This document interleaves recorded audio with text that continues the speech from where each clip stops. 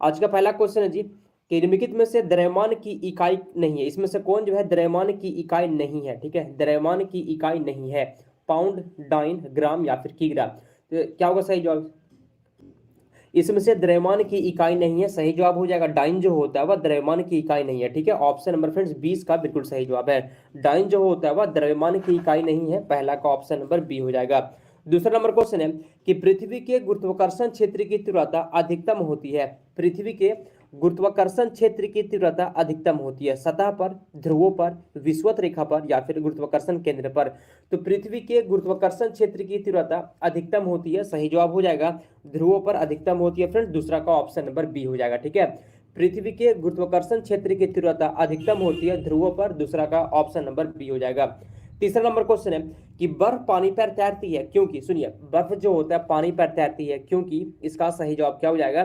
तो बर्फ पानी पर तैरती है क्योंकि बर्फ का घनत्व पानी की अपेक्षाकृत कम होता है। ठीक है, बर्फ जो होता है पानी पर तैरती है क्योंकि बर्फ का जो घनत्व होता है पानी की अपेक्षा कम होता है, ऑप्शन नंबर सी हो जाएगा। अगला क्वेश्चन है चौथा नंबर, निम्नलिखित में से उत्प्लावन बल किस कारक पर निर्भर करता है? उत्प्लावन बल जो होता है किस कारक पर निर्भर करता है? घनत्व, गुरुत्वाकर्षण, आयतन या फिर बल? क्या होगा सही जवाब? उत्प्लावन बल किस कारक पर निर्भर करता है? चौथा का सही जवाब हो जाएगा ऑप्शन नंबर ए, घनत्व पर। ठीक है, याद रखिएगा उत्प्लावन बल जो होता है किस पर निर्भर करता है? तो फ्रेंड घनत्व पर निर्भर करता है, चौथा का ए हो जाएगा। ठीक है, चलिए क्वेश्चन पांचवा नंबर, किसी वस्तु का गुरुत्वीय त्वरण किस पर निर्भर करता है? जी बहुत अच्छा क्वेश्चन है। ठीक है, किसी वस्तु का जो गुरुत्वीय त्वरण होता है किस पर निर्भर करता है? आकार पर, द्रव्यमान पर, त्रिज्या पर या फिर ये सभी पर? किसी वस्तु का गुरुत्वीय त्वरण किस पर निर्भर करता है? सही जवाब हो जाएगा निर्भर करता है ये सभी पर। ठीक है, किसी वस्तु का जो गुरुत्वीय त्वरण त्वरण होता है निर्भर करता है आकार पर, द्रव्यमान पर, त्रिज्या पर या फिर ये सभी पर। पांचवा का ऑप्शन नंबर डी हो गया। अगला क्वेश्चन है छठा नंबर, पृथ्वी की बढ़ती गहराई के साथ गुरुत्वीय त्वरण का मान क्या होता है? पृथ्वी की बढ़ती गहराई के साथ गुरुत्वीय त्वरण का मान घटता है, स्थिर रहता है, बढ़ता है, इसमें से कोई नहीं।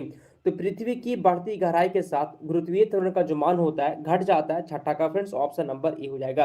ठीक है, छठा का ऑप्शन नंबर ए इसका बिल्कुल सही जवाब है।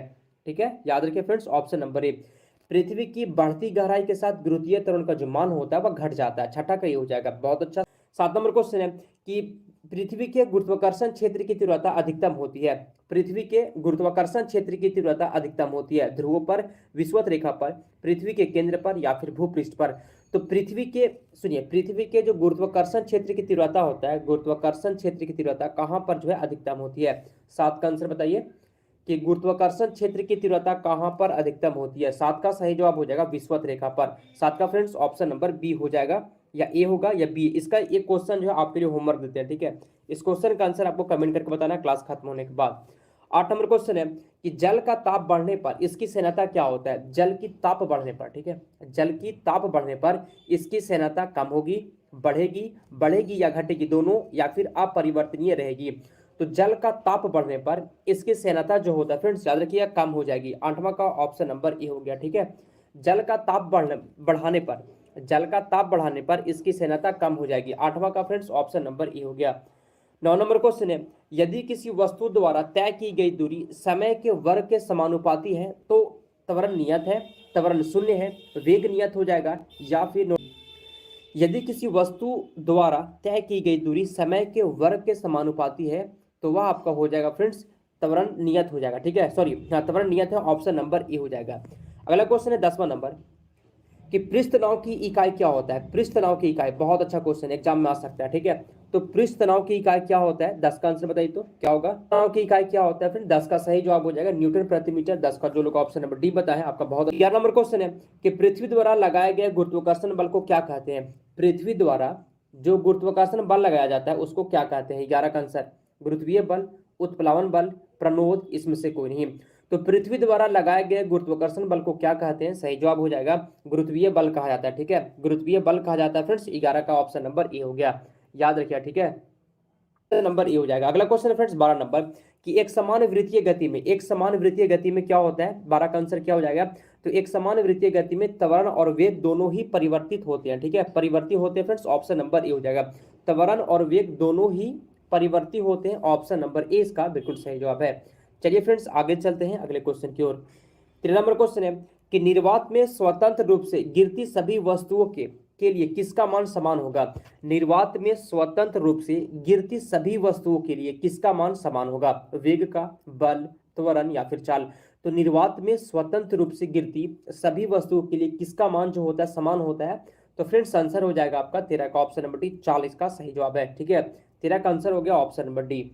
चलिए आगे बढ़ते हैं, अगले क्वेश्चन की ओर चलते हैं। 14 नंबर क्वेश्चन है कि दूध को मथने पर क्रीम अलग हो जाती है, इसका कारण क्या है। तो दूध को मथने पर क्रीम अलग हो जाती है, इसका कारण क्या है। अपकेंद्र बल, गुरुत्वीय बल, घर्षण बल, अभिकेंद्र बल।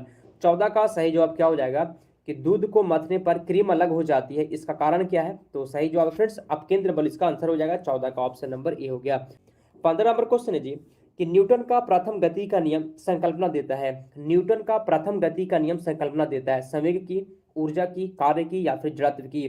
तो न्यूटन का प्रथम गति का नियम संकल्पना देता है, सही जवाब हो जाएगा जड़त्व की, 15 का फ्रेंड्स ऑप्शन नंबर डी हो गया। ठीक है, न्यूटन का प्रथम गति का जो नियम है संकल्पना देता है जड़त्व की, 15 का डी हो जाएगा।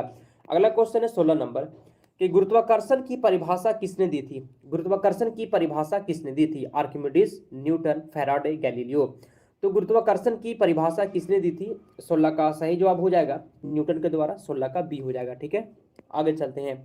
17 नंबर क्वेश्चन है कि न्यूटन का गुरुत्वाकर्षण का नियम लागू होता है। न्यूटन का गुरुत्वाकर्षण का नियम लागू होता है किस पर, बताइए। तो 17 का आंसर हो जाएगा। तो न्यूटन का गुरुत्वाकर्षण का जो नियम लागू होता है जी सभी पर लागू होता है। ठीक है, सभी पिंडों के लिए, आकाशीय पिंडों के लिए, अनावेशित कणों के लिए, केवल ग्रहों के लिए नहीं, ये सभी के लिए। ठीक है, 17 का डी हो जाएगा। 18 नंबर क्वेश्चन है कि सभी मूल बलों में सबसे दुर्बल है, सभी मूल बलों में सबसे कमजोर, सबसे दुर्बल बताइए। तो चुंबकीय बल, नाभिकीय बल, गुरुत्वीय बल या फिर स्थिर विद्युत बल। 18 का आंसर सभी मूल बलों में सबसे दुर्बल, इसमें से बताइए तो कौन है। 18 का आंसर दुर्बल बल होता है जी वो गुरुत्वीय बल होता है, 18 का ऑप्शन नंबर सी हो जाएगा। अगला क्वेश्चन है 19 नंबर कि किसी गतिशील पिंड का वेग आधा करने से उसका संवेग क्या हो जाएगा। कोई भी गतिशील पिंड का वेग को अगर आधा कर दिया जाए, वेग को आधा करने से उसका संवेग क्या हो जाएगा। तो सही जवाब है संवेग आधा हो जाता है। ठीक है, ऑप्शन नंबर ए हो जाएगा। 19 नंबर निम्नलिखित में से कौन सी जड़त्व की माप है, इसमें से कौन जो होता है जड़त्व की माप है, वेग, द्रव्यमान, भार या फिर त्वरण, इसमें से कौन सी जड़त्व की माप है। तो 20 का आंसर हो जाएगा द्रव्यमान जो होता है फ्रेंड्स, यह आपका हो जाता है जड़त्व की माप, 20 का ऑप्शन नंबर बी हो गया। ठीक है, 20 का ऑप्शन नंबर बी हो जाएगा। चलिए अगला क्वेश्चन कहता है जी 21 नंबर कि वृत्ताकार पथ के चारों ओर पिंड की गति किसका उदाहरण है। वृत्ताकार पथ के चारों ओर पिंड की गति किसका उदाहरण है। समान वेग और समान चाल, समान वेग और परिवर्ती चाल, समान चाल और परिवर्ती वेग, इसमें से कोई नहीं। सुनिए, वृत्ताकार पथ के चारों ओर पिंड की गति किसका उदाहरण है। 21 का आंसर कौन बताएगा, 21 का आंसर चलिए बताइए। तो फ्रेंड्स 21 का सही जवाब हो जाएगा ऑप्शन नंबर ए, समान वेग और समान चाल। बहुत अच्छा आंसर आपका। ठीक है, कहता है कि वृत्ताकार पथ के चारों ओर पिंड की गति किसका उदाहरण है। 21 का सही जवाब फ्रेंड्स समान वेग और समान चाल का, 21 का ये हो जाएगा। 22 नंबर क्वेश्चन है कि चाल का मात्रक है, चाल का मात्रक होता है, बताइए चाल का मात्रक क्या होता है, कौन बताएगा आंसर। 22 का आंसर चाल का मात्रक क्या होता है फ्रेंड्स, 22 का आंसर हो जाएगा आपका। चाल का जो मात्रक होता है वह होता है मीटर प्रति सेकेंड, ऑप्शन नंबर बी हो गया। अगला क्वेश्चन है 30 नंबर, किसी वस्तु का विस्थापन हो सकता है, किसी वस्तु का विस्थापन हो सकता है शून्य, ऋणात्मक, धनात्मक, ये सभी। तो किसी वस्तु का विस्थापन हो सकता है, सही जवाब है आपका किसी वस्तु का जो विस्थापन है ये सभी हो सकता है, शून्य भी हो सकता है, ऋणात्मक भी, धनात्मक भी, ये सभी हो जाएगा। ठीक है, 30 का डी हो गया। बहुत अच्छा आंसर आप सभी का। अगला क्वेश्चन है जी 24 नंबर क्वेश्चन कहता है कि सूर्य की ऊष्मा पृथ्वी पर निम्नलिखित में से किस प्रकार के संचार माध्यम से आती है। सूर्य की जो ऊष्मा होता है पृथ्वी पर निम्नलिखित में से किस प्रकार के संचार माध्यम से आती है। संवहन, ताप विनिमय, संनयन या फिर विकिरण। तो सूर्य की ऊष्मा पृथ्वी पर किस प्रकार के संचार माध्यम से आती है। 24 का आंसर हो जाएगा फ्रेंड्स ऑप्शन नंबर डी। ठीक है, विकिरण के माध्यम से आती है, 24 का डी हो जाएगा।